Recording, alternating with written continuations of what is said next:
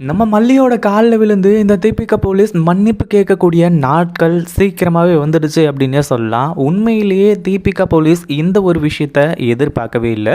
அதே மாதிரி இந்த கொலையில் யார் சம்மந்தப்பட்டிருக்காங்க அப்படிங்கிறது உண்மையிலேயே மிகப்பெரிய புரியாத புதிராகவே இருந்துட்டு இருந்துச்சு. ஏன்னா ஒரு பக்கம் இந்த ராஜேஸ்வரி இருந்துட்டு இந்த ரகுக்கு ஃபோன் பண்ணி இந்த மாதிரி சுடர் என்னையே ஃபோன் பண்ணி மிரட்டுறா அப்படிங்கிற மாதிரி சொல்லி கடைசியில் இந்த சுடரை கொல்ல சொல்லியிருந்தாங்க. அதாவது கத்தியை புதுசாலாம் வாங்கி மல்லி யூஸ் பண்ண அந்த கத்தியை கொண்டு போய் அந்த கொலை நடந்த இடத்துல போட்டோம் அப்படின்னா கடைசியில் மல்லியை தூக்கி கொண்டு போய் ஜெயிலில் போட்டுருவாங்க. அதுக்கப்புறம் நமக்கு எந்த ஒரு பிரச்சனையுமே கிடையாது அப்படிங்கிற மாதிரி சொல்லி, ஆனால் கடைசியில் ராஜேஸ்வரியை இப்படி மாட்டிக்குவா அப்படின்னு கொஞ்சம் கூட எதிர்பார்க்கவே இல்லை.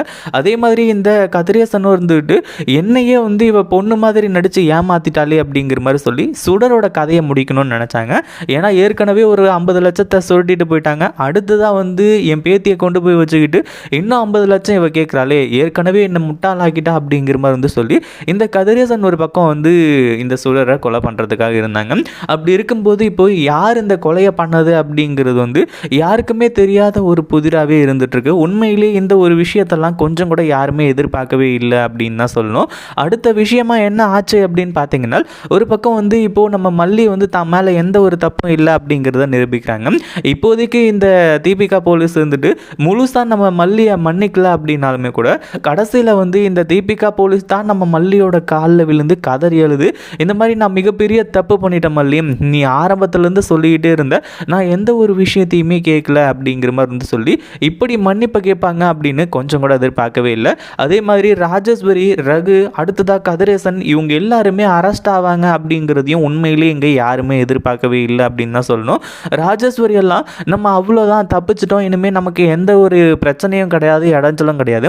ஏன்னா ஏற்கனவே இந்த ராஜேஸ்வரி ரகு கூட சேர்ந்து ஏற்பாடு பண்ண மாதிரி எல்லாமே பக்காவாக போயிட்டு இருந்துச்சு. ரகு கிட்ட கேட்டால் ரகுவும் சுடரை கொலை பண்ணல அப்படிங்கிற மாதிரி சொல்கிறான்.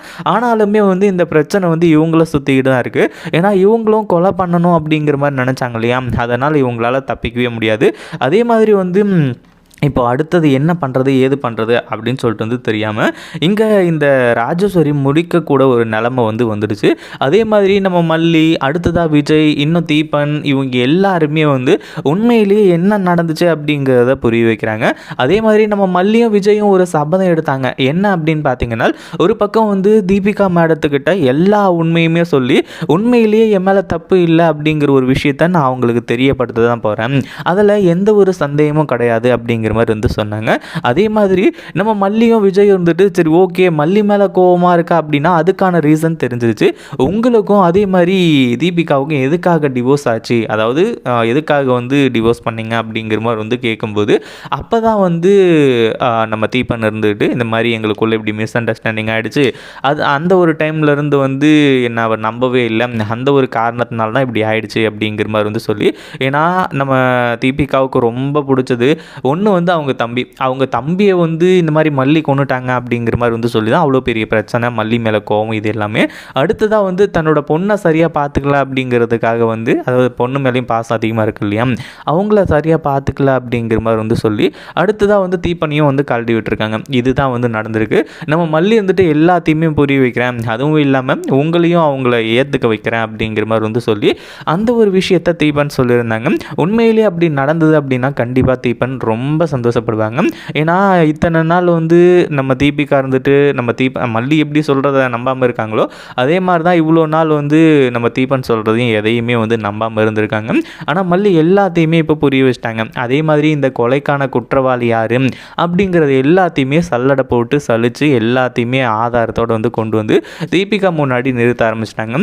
ஏன்னா இதில் ராஜேஸ்வரி சம்மந்தப்பட்டிருக்காங்க, ரகு சம்மந்தப்பட்டிருக்கான், அடுத்ததாக கதிரேசன், இப்படி வருஷம் ஒவ்வொருத்தரையாக கொண்டு இப்போ அவங்க முன்னாடி நிறுத்துறாங்க. கடைசியில் இந்த கொலையை பண்ணது யார் அப்படிங்கிற உண்மையும் தெரிய வந்துடுது. இப்போ தான் தீபிகாவோட ஆணவம் எல்லாமே அடங்குது. அதுவும் இல்லாமல் மல்லி இருந்துட்டு நான் தான் இந்த கொலையை பண்ணேன் அப்படிங்கிற மாதிரி சொல்லி அவ்வளோ இதாக இருந்துட்டு இருந்தீங்க. அதே மாதிரி உங்கள் தம்பியையும் நான் தான் கொன்னுட்டேன் அப்படிங்கிற மாதிரி நினச்சேங்க. ரெண்டுத்துக்குமே காரணம் நான் இல்லை அப்படிங்கிறதுக்கான முழுக்க ரீசன் இப்போ உங்களுக்கு நல்லாவே புரிஞ்சிருக்கும். அதாவது என் மேலே எந்த ஒரு தப்புமே இல்லை அப்படிங்கிற மாதிரி சொல்லி அப்படின்ற ஒரு விஷயத்தை தெளிவாக சொல்கிறாங்க. இதை கேட்டதுக்கப்புறம் தான் உண்மையிலேயே தீபிகாவுக்கு வந்து கொஞ்சம் மனசு வந்து ஆறுதல் ஆகுது. அப்போ தான் மல்லி சொல்கிறதையும் கேட்குறாங்க.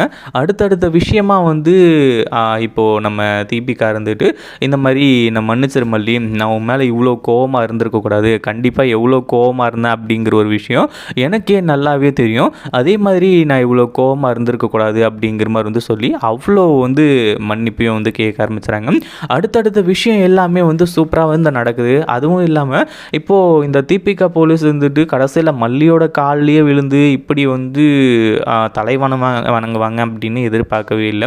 அதே மாதிரி தீபன் கிட்டேயும் போயிட்டு இந்த மாதிரி என்னை மன்னிச்சிருங்க, நான் உங்களையும் தப்பாக வந்து மிஸ் அண்டர்ஸ்டாண்ட் பண்ணிக்கிட்டேன், அதே மாதிரி இதுக்கப்புறம் வந்து நமக்குள்ள பிரிவினை அப்படிங்கிறதே இருக்காது, நம்ம 2 பேரும் சந்தோஷமாக இருக்கலாம் அப்படிங்கிற மாதிரி வந்து சொல்கிறாங்க. அதாவது இப்போது இவங்களுக்குள்ளே இருந்த பிரச்சனையையும் சால்வ் பண்ணிட்டாங்க. உண்மையிலேயே அவங்களோட மனசுக்குள்ளே இவ்வளோ நாள் இருந்த அந்த ஒரு கொஷனுக்கும் வந்து ஆன்சர் கிடச்சிருச்சு. ஏன்னா மல்லி அதுக்கான காரணம் இல்லை அப்படிங்கிற மாதிரி வந்து சொல்லி, அதே சமயத்தில் இப்போது இந்த கேஸ்லேயும் வந்து தீபிகா மேடம் வந்துட்டு உண்மையான குற்றவாளியை வந்து கோர்ட்டில் நிறுத்தி கடைசியில் வந்து மெடலு அது இதுன்னு சொல்லிட்டு வந்து வாங்க போகிறாங்க. உண்மையிலே இது எல்லாத்துக்குமே முக்கியமான காரணம் நம்ம மல்லி தான். ஏன்னா இந்த தீபிகா இருந்துட்டு தம் மேலே கோவமாக இருக்காங்க அப்படிங்கிற மாதிரி வந்து சொல்லி அவங்க எப்படி போனால் என்ன அப்படிங்கிற மாதிரி விடாமல் உண்மையிலேயே அவங்களும் நல்லபடியாக இருக்கணும், நல்லா இருக்கணும், உண்மை எல்லாத்தையுமே தெரிஞ்சு அவங்க நல்லபடியாக அந்த கேஸை முடிக்கணும் அப்படிங்கிற மாதிரி நினச்சி இது எல்லாத்தையுமே பண்ணாங்க. இதை பற்றி நீங்கள் என்ன நினைக்கிறீங்க? அந்த வீடியோ பிடிச்சிருந்தா லைக் பண்ணுங்கள், ஷேர் பண்ணுங்கள். இப்போ தான் நம்ம சேனலுக்கு ஃபர்ஸ்ட் டைம் வரீங்க அப்படின்னா கீழே இருக்க சப்ஸ்கிரைப் பட்டனை ப்ரெஸ் பண்ணிக்கோங்க.